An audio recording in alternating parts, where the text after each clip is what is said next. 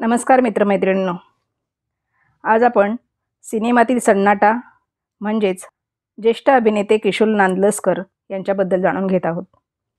सिनेसृष्टीतील सन्नाटा ज्येष्ठ अभिनेते किशोर नांदलस्कर अभिनयातील राजा माणूस आहेत. किशोर यांनी मराठीप्रमाणे हिंदी सिनेमांमध्येही त्यांची स्वतःची अशी वेगळी ओळख निर्माण केली.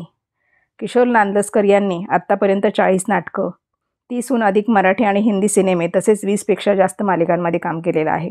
किशोर नांदलस्कर यांच्या रंगभूमीच्या कारकिर्दीबद्दल बोलायचं झालं तर नाना करते प्यार हे त्यांनी व्यावसायिक रंगभूमीवर केलेलं शेवटचं नाटक होतं. विच्छा माझी पुरी करा हे नाटक दिग्दर्शन पुरुषोत्तम बेर्डे यांनी नव्याने रंगभूमीवर सादर केलं. यावेळी दिलीप प्रभावळकर यांची नाटकातली राजाची भूमिका किशोर यांनी साकारली होती. याप्रमाणे वासूची सासू हे नाटकही नव्याने सादर करण्यात आलं.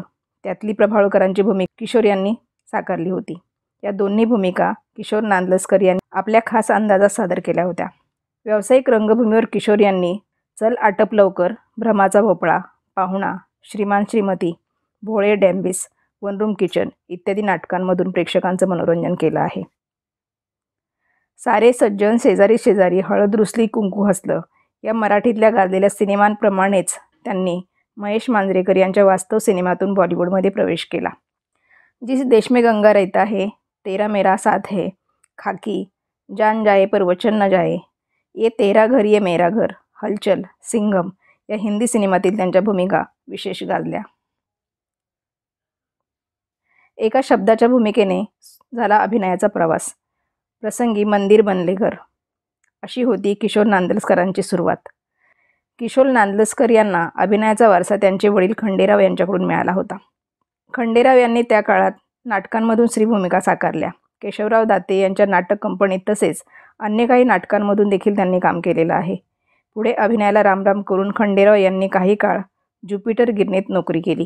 गिरणीत काम करत असताना ते आंतरगिरणीत तसेच कामगार नाट्य स्पर्धेतही नाटके बसवायचे. त्या वातावरणातच किशोर लहानाचे मोठे झाले. त्यामुळे अभिनयाची आवड त्यांना बालपणापासूनच होती. आमराई या नाटकातून त्यांनी मनोरंजन विश्वात पदार्पण केलं होतं. किशोर नांदलस्कर यांचा जन्म मुंबईचा. मुंबईत लॅमिंग्टन रस्ता, नागपाडा, घाटकोपर आणि अन्य काही भागात त्यांचं बालपण गेलं. न्यू इरा हायस्कूल आणि युनियन हायस्कूल येथे त्यांचं शालेय शिक्षण पूर्ण झालं. आमराई या नाटकातून त्यांचं मनोरंजन विश्वात पदार्पण झालं. खरं तर या नाटकात त्यांची भूमिका बाप्पा अशी हाक मारण्यापुरतीच होती. मात्र हीच त्यांची खरी सुरुवात होती. पहिल्याच नाटकात रंगमंचावर गेल्यावर भीती वाटण्यामुळे केवळ बाप्पा हा एक शब्दाचा संवाद त्यांच्या तोंडून बाहेर पडला नाही. ऐन नाटकाच्या मध्यात थेट मंचावर अशी फजिती झाल्यामुळे त्यावेळी प्रेक्षकांनी त्यांचं हसं केलं. मात्र हा माझ्यासाठी पहिला धडा होता असं ते नेहमी म्हणत. किशोर नांदलस्कर हे पूर्वी मुंबईतील भोईवाडा, परळ येथे राहत होते. घर छोटं असल्यामुळे ते मंदिरात झोपायचे. याबाबतचं वृत्त पेपरमध्ये आल्यानंतर तत्कालीन मुख्यमंत्री विलासराव देशमुख यांनी त्यांना घर मंजूर केलं. त्यांना बोरिवलीमध्ये चांगलं घर मिळालं होतं. मराठी आणि हिंदी सिनेसृष्टीत आपल्या विनोदी पात्रांनी गाजवलेल्या या अभिनेत्याला कोरोनाने ग्रासलं होतं. किशोर यांनी अनेक वर्ष चित्रपटसृष्टीत काम केलं असलं तरी त्यांची एक इच्छा अपुरीच राहिली. त्यांच्या या इच्छेविषयी दिग्दर्शक विजू माने यांनी सोशल मीडियावर सांगितलं होतं. विजू माने यांनी सोशल मीडियावर पोस्ट शेअर करून त्यात लिहिलं की किशोर नांदलस्कर गेल्याची बातमी कळली, क्षणभर निशब्द व्हायला झालं. मी 2014 साली एक सिनेमा केला होता ज्यात त्यांनी काम केलं होतं. अर्थातच त्याआधी मी त्यांच्यासोबत एका व्यावसायिक नाटकातसुद्धा काम केलं होतं. त्याच्याही अनेक आठवणी आहेत, पण ही आठवण विशेष रुखरुख लावणारी आहे. त्या सिनेमात मी एक गाणं केलं होतं ज्यात एका वृद्धाश्रमात एक जोडप्याचा लग्नाचा वाढदिवस सुरू आहे. मला तेव्हा रमेश देव यांनी निक्षून सांगितलं होतं मला या गाण्यावर नृत्य करायचं आहे. ते गाणं चित्रित होताना रमेश देव, सीमा देव, उदय सबनीस, विजू खोटे, स्वतः नांदलस्कर सगळी मंडळी नृत्य एन्जॉय करत होती. एका ब्रेकमध्ये किशोर नांदलस्कर मला बाजूला घेऊन गेले आणि म्हणाले, रमेश देवांचं वय किती असेल रे? मी म्हटलं असेल 80 वगैरे. मग त्यांनी माझा हात हातात घेतला आणि म्हणाले, मी 80 वर्षाचा होईल तेव्हा माझ्यासाठी असं एखादं गाणं करशील असं मला वचन दे. आणि त्यांचे भरून आलेले डोळे अजून आठवतात. एका इतक्या भन्नाट कलाकाराची केवढीशी अपेक्षा होती. तेव्हा मी त्यांना वचन दिलं, पण पूर्ण करण्याची वेळ आलीच नाही. सतत अचूक टायमिंगने सेटवर वातावरण हलकं फुलकं करणारी अशी निरागस व्यक्ती सोडून जाते तेव्हा अस्वस्थ व्हायला होतं. महाराष्ट्रातील खारेपाटण तालुक्यातील शेजवली हे नांदलस्करांचं मूळ गाव आहे.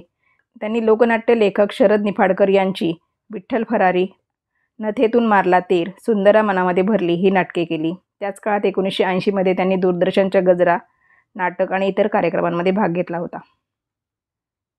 किशोर यांचे गाजलेले चित्रपट म्हणजे मिस यू मिस, गाव थोर पुढारी चोर, धडपड, येड्यांची जत्रा, आजोबा वयात आले, शबरी, सिंघम, दस्तोला, कुरुक्षेत्र, गोष्ट लग्नानंतरची, लोणावळा बायपास, सनम हम आपके है, नशिबाची ऐसी तैसी, फळ आणि नट, हॅलो गंधे सर, मुंबईचे शहाणे, लालबागचा राजा, लंडनचा जावई, चकमक, खाकी, बाप का बाप, प्राण जाए पण शान न जाए, पैज लग्नाची, यशवंत, बजरंगाची कमाल, विश्वविनायक, लपंडाव, गरम मसाला अशा कित्येक चित्रपटांमध्ये त्यांनी आपला अभिनय साकारलेला आहे.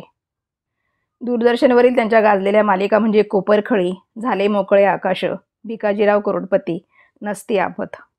किशोर नांदलस्कर यांचं 20 एप्रिल 2021 रोजी कोविड-19मुळे ठाणे येथे निधन झालं. किशोर यांना भावपूर्ण श्रद्धांजली.